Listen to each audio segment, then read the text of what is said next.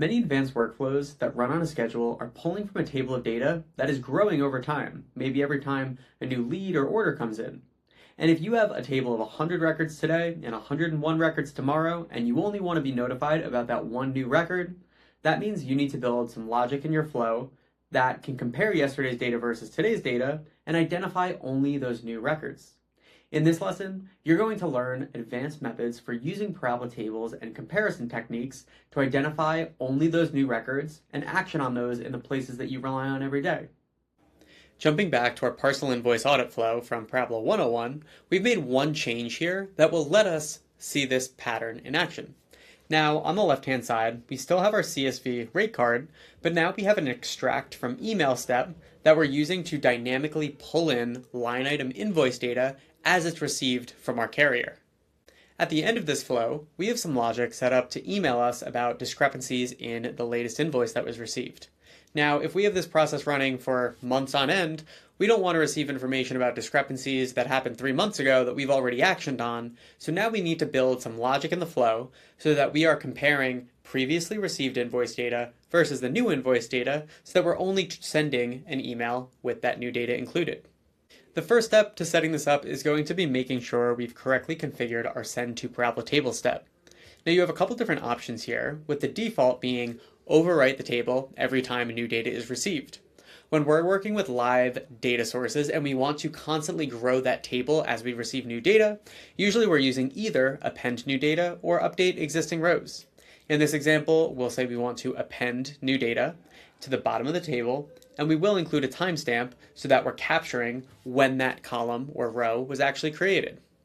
The next step is going to be pulling that same data set that we just created back into our parabola flow. First, I'm going to initialize that table, make sure we have data that's actually in this parabola table by running this flow so that we've populated our table. Now that this flow has ran and there's actually data in that table, I can go ahead and use a pull from parabola table step to pull in that same data set.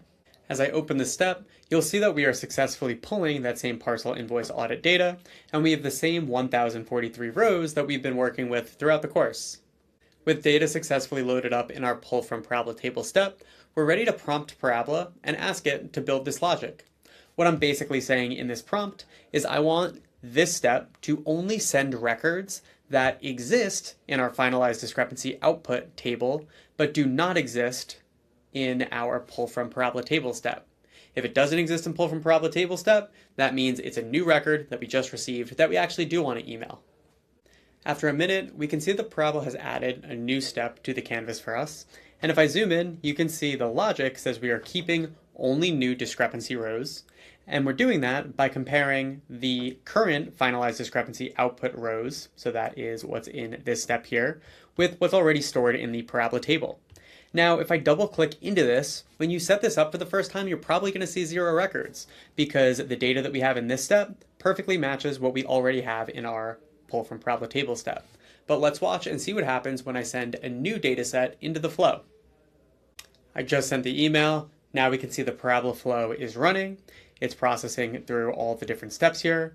And once we see it get to this step, we should have about 500 records in this table. That's how large the new data set was. It's looking amazing. We have 521 rows that were kept. And now in that email report, we've included just those 521. But if we go check now our send to parabola table step, now we have just over 1,500 rows, which is our initial 1,000 rows, plus the new 500 that we just received. That's an overview of how you can exclude records in Parabola. The key concept there is you store data in a parabola table, you use that table as your reference data, and then you compare 2 data sets, including that reference data, to figure out what records are new that we previously didn't already store and process in our data set. Then, once we just have that data set of new records, we can go action on it via Slack, email, wherever that data needs to go. Now that you have a really strong understanding of some of the more advanced steps and patterns in Parabola, we'll round out by covering some advanced troubleshooting workflows.